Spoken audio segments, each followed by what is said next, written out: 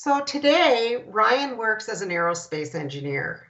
He has good friends and he leads a typical life. After Ryan was first diagnosed, the experts said he would need to be institutionalized one day. And that is so devastating to a parent. And they just don't get it.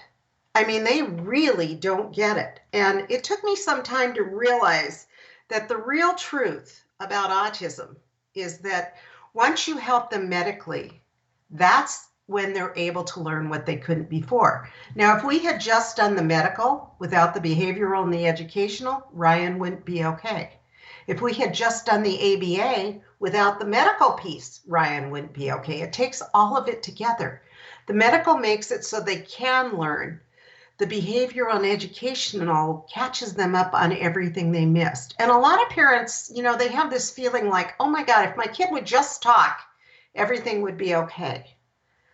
That's not true. You have to remember that it takes a normal child 3 years to learn speech when they're not, when they don't have anything wrong with their body. So if you're using speech to see if the medical's working, that's not a good indicator. And sometimes what our kids do is they pick up where they left off. So for my son, he probably stopped developing about age 2.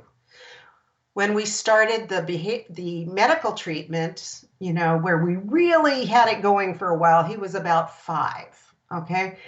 And once he started to develop again, he started to develop as a 2-year-old. And 2-year-old behavior doesn't look so good in a 5-year-old.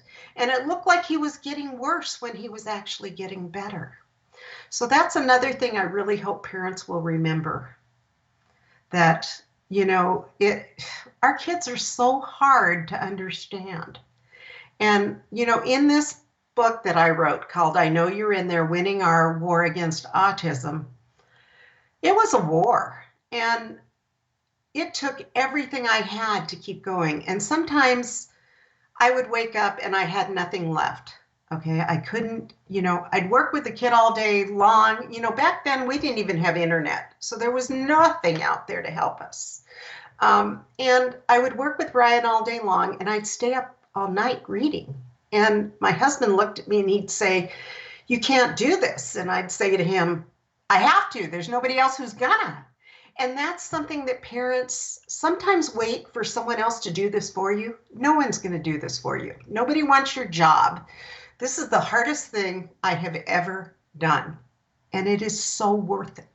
Because today, Ryan is incredible.